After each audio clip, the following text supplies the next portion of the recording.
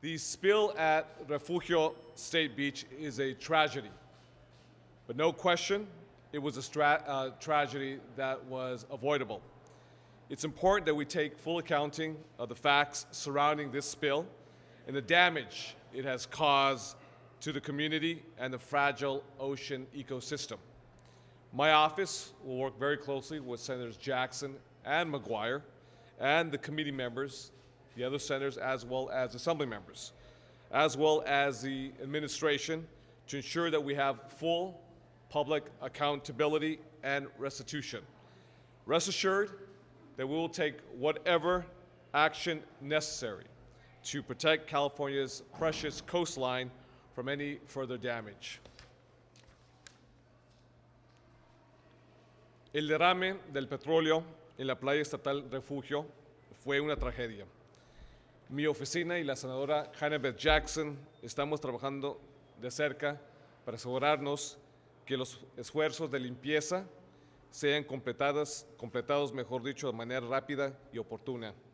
Y estamos trabajando con la administración para proveer a las agencias estatales herramientas para resolver esta crisis que se está llevando a cabo hoy día en la costa central del sur de California.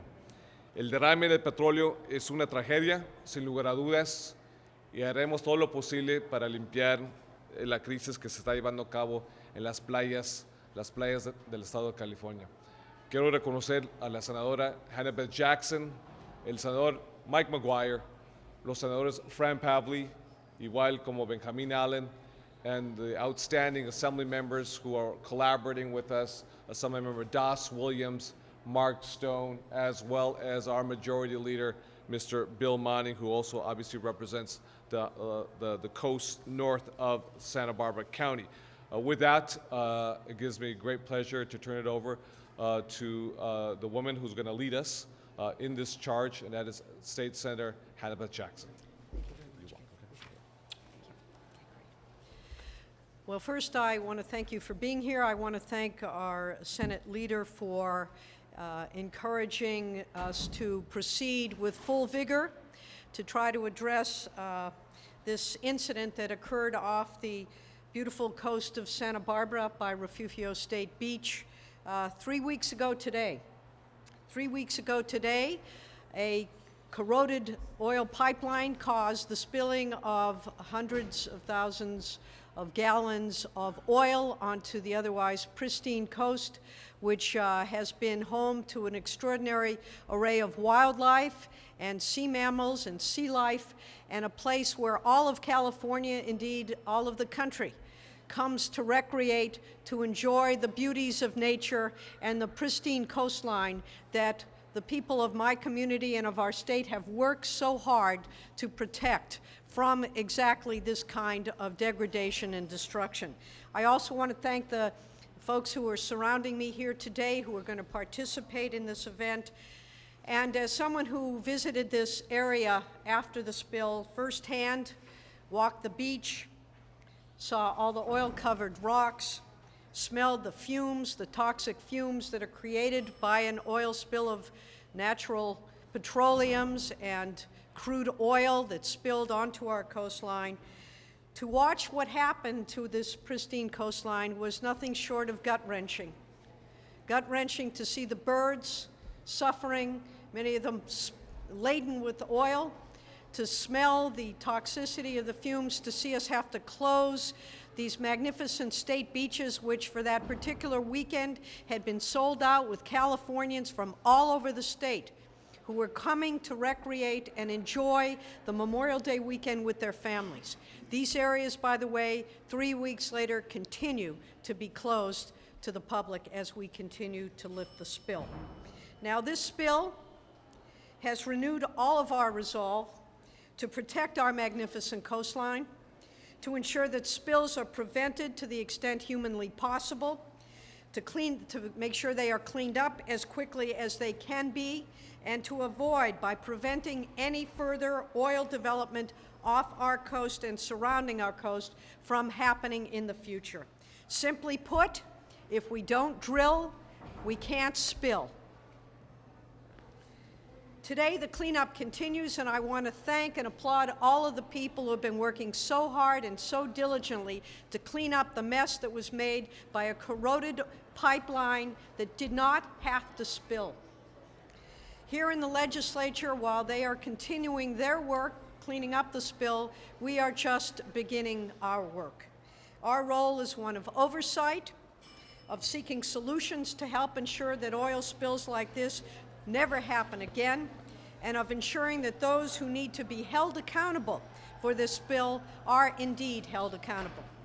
Last week, Assemblymember Doss Williams and I announced that we are moving forward with legislation to respond to immediate concerns about what we now know about the spill. There is still much to learn, but we now know a great deal that we can address and will be addressing legislatively. And I wanted to summarize my legislation before we move on with today's announcement, and I know Assemblymember Williams will be speaking about his legislation as well.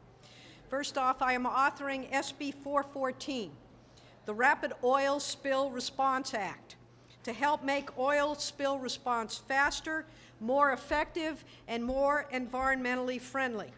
We know that the faster we can respond, the more likely the problem can be contained.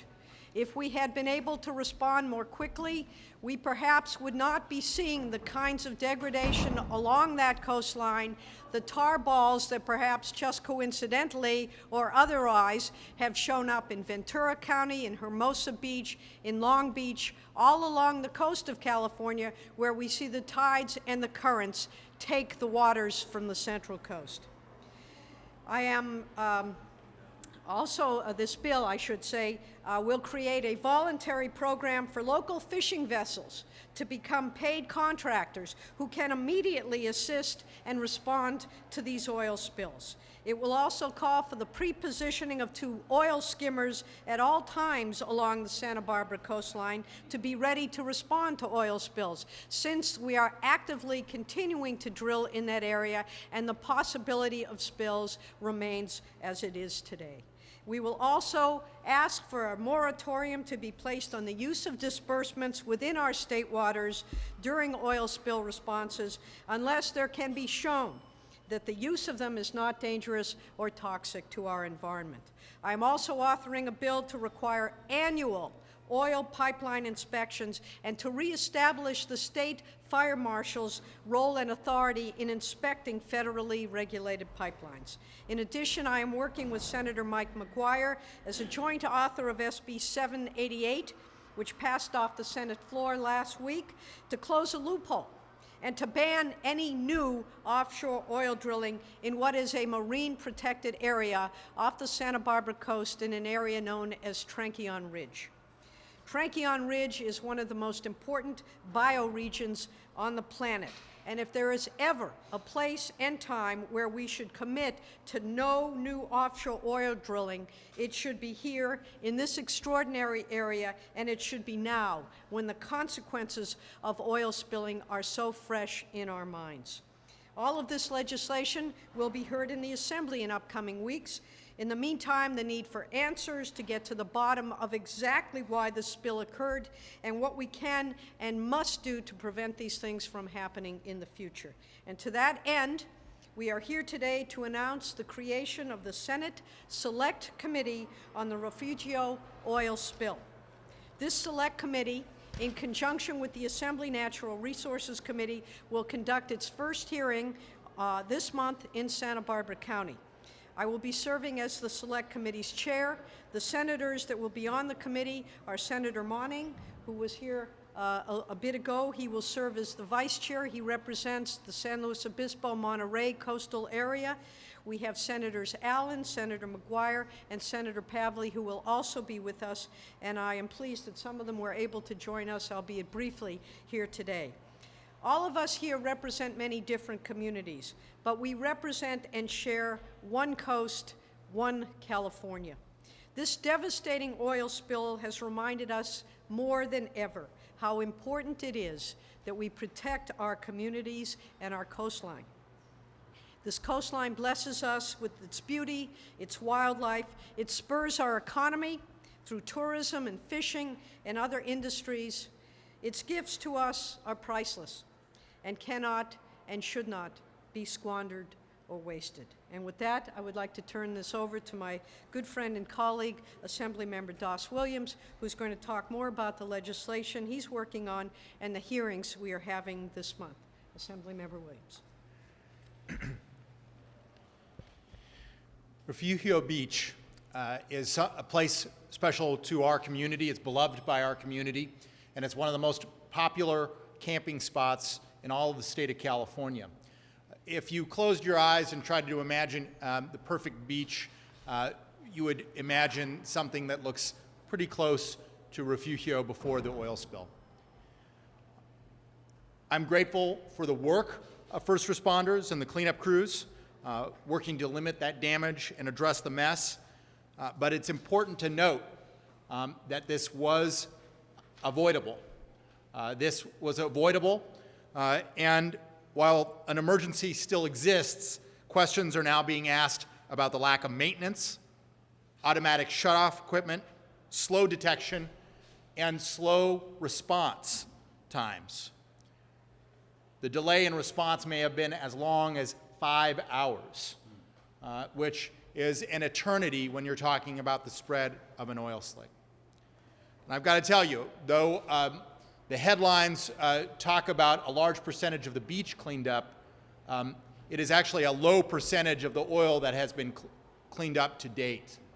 The spill, though you cannot see it at the surface, you can still see it from the air, as most of the oil is now weighty enough to be suspended midway in the ocean.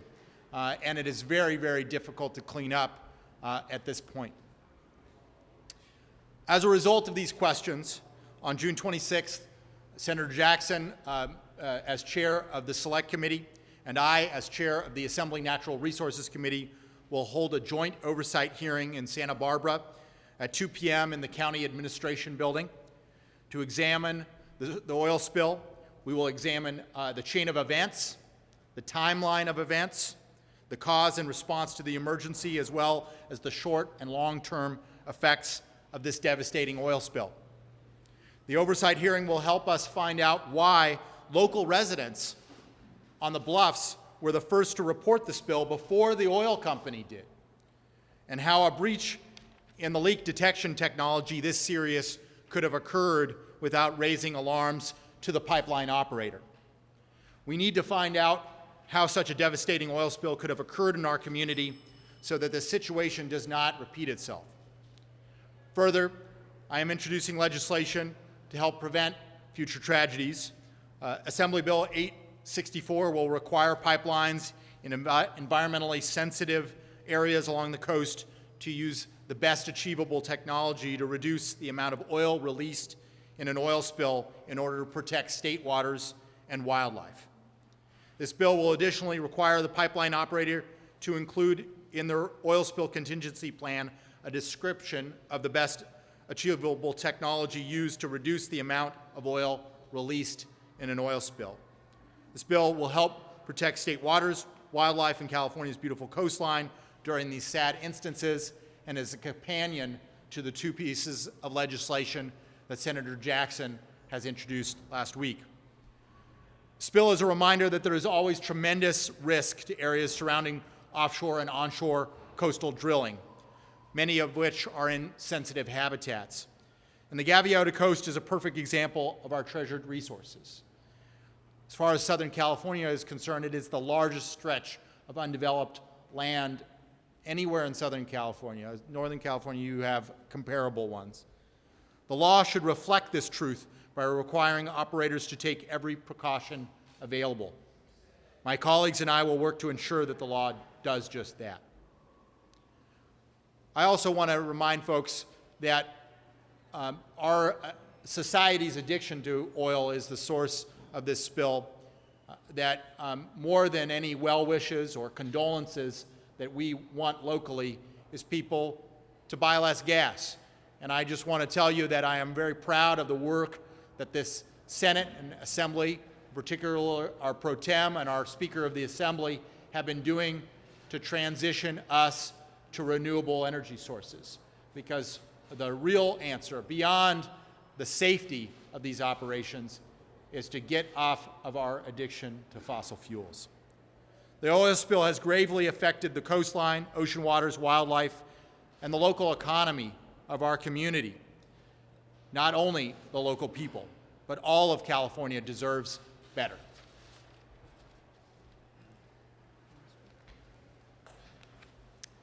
Well, good afternoon, ladies and gentlemen. My name is Mike McGuire. I represent 40% of the California coastline in Northern California, from the Golden Gate Bridge to the Oregon border.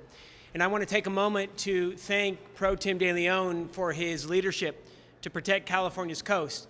And in particular, I would like to be able to say thank you to Senator Jackson and Assemblymember Williams for their lifetime of service to our coast and for establishing this critical committee. And Chairwoman, thank you very much. This committee is going to provide this state with the tools it needs to respond, God forbid, to the next devastating oil spill. California's coast is truly a worldwide wonder. Its natural beauty attracts 150 million visitors from across the planet every year. It's part of this state's identity, and we have spent billions of dollars to protect it. And it's a core part of California's economic engine. Coastal communities contribute over $40 billion annually to our state's economy and provide nearly 500,000 important jobs.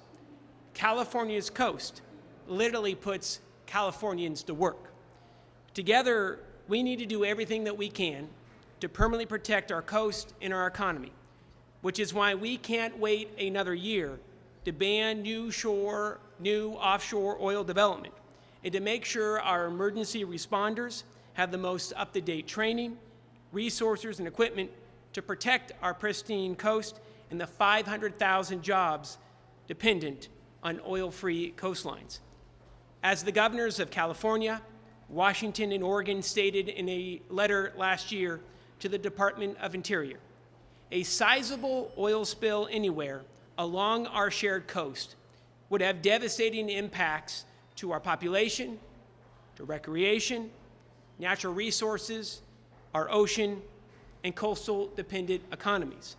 And while new technology reduces the chance of catastrophic spills, as we've recently seen on the Central Coast in Santa Barbara, it does not eliminate the potential of a spill in our shared coastal waters. Again, I'm grateful to serve with the Chairwoman Jackson, the committee, and I look forward to working together to protect our coast and to keep California's coastal economy thriving. Thank you so much, Chairwoman.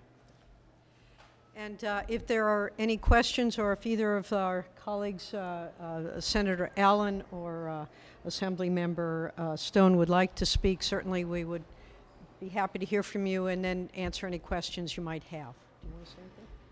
I'll just quickly say that this is something that hit my district very deeply. About a week after the spill, I started getting photographs from friends who live in Manhattan Beach, Hermosa Beach, Redondo Beach, El Segundo, of the first responders out there in hazmat suits, trying to figure out what these crazy globs of goo were that were showing up on the beaches and ruining everyone's experiences on this beautiful stretch of it's about as pristine as it gets in an urban environment. It's a gorgeous beach in the South Bay in my district, and people come from all over, indeed the world, to enjoy that coastal lifestyle. I just can't underscore enough of what Senator McGuire just said. There's an economic impact every single time something like this happens. It's an economic impact to our hospitality industry, to our fishing industry, to our tourism industry. It impacts the quality of life of all of the folks who live along the coast and live all over the Southland.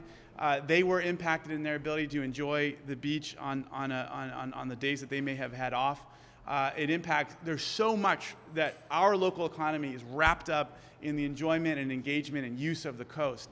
And so it hurts my local economy very hard when something like this happens. And that's why when Senator Jackson asked me to join this committee and be part of this effort to make sure this doesn't happen again, I was so happy to do it.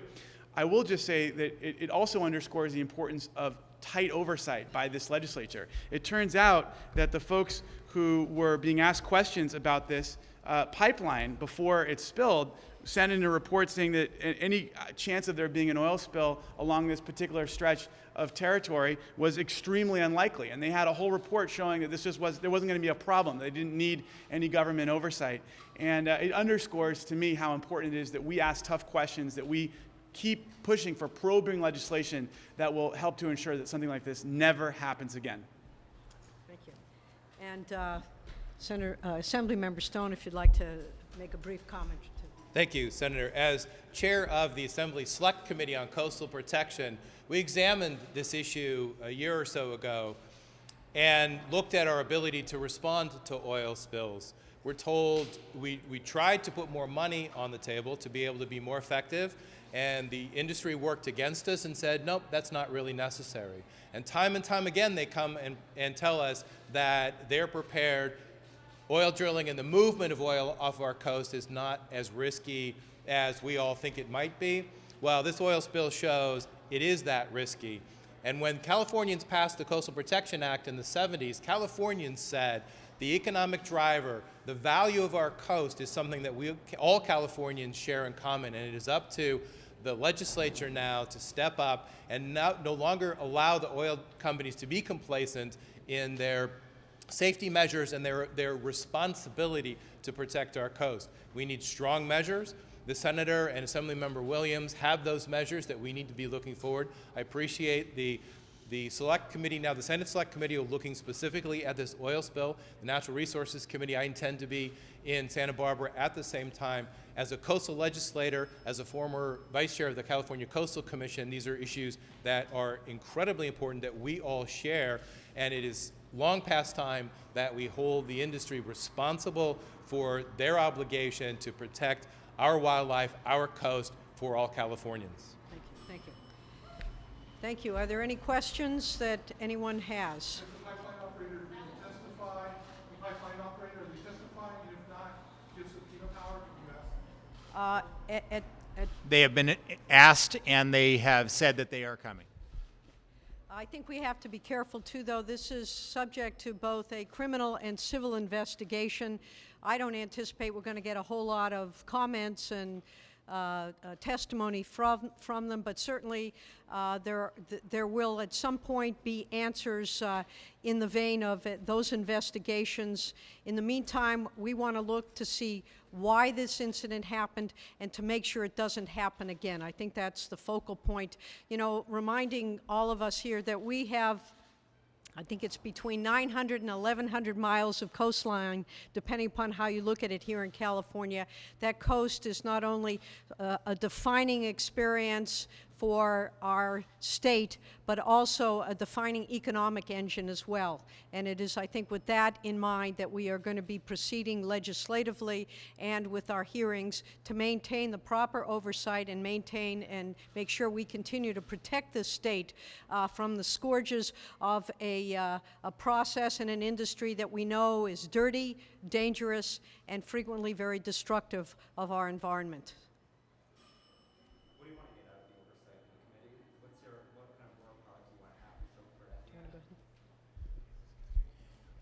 There's the questions of the response. You know, all of these operators tell us, look, we've got locally based equipment, we can be right on it. They tell us every year this, and then lo and behold, it took over 5 hours to respond to the spill. And so I think there's some substantial questions about that. There's questions about the corrosion issue and why that was not addressed. The deepest metal loss at each area ranged from 54 to 74% of the original thickness of the pipe. And the failure site had degraded wall thickness to an estimated 1/16 of an inch. And frankly, there had been a report ahead of time that indicated that this was a possible problem, and then that was dismissed. We will know why. We will not know why it wasn't replaced until the PIMSA is further able to continue its investigation. But we definitely will ask questions along those lines, and we expect to hear some answers. What do you want to do with those answers, though? Well, those answers could inform legislation. But look, the people of the state of California, and I can tell you particularly the people of Santa Barbara County, want to know why the spill response was so slow. They want an explanation why this pipe was still in operation long into its lifetime, and whether the right people were notified after the emergency was known. And I think also, I think we want to make it clear that California is not going to tolerate cutting corners for the benefit of profits of the oil industry at the expense of the quality of our lives, our economic well-being, and the future of our communities. So there are a number of different questions that will be asked. Again, the whole idea of oversight and accountability, I think, will be front and center. And almost as importantly, to make sure this kind of thing does not happen again. To the extent that we can avoid it, that we can prevent it, that we can take the necessary steps to make sure that the oil companies are responsible for what they are doing, that they take every step available, and that they recognize that for the people of California, our quality of life is as important, if not more important, than the profits that this industry makes at the expense of the people of our state.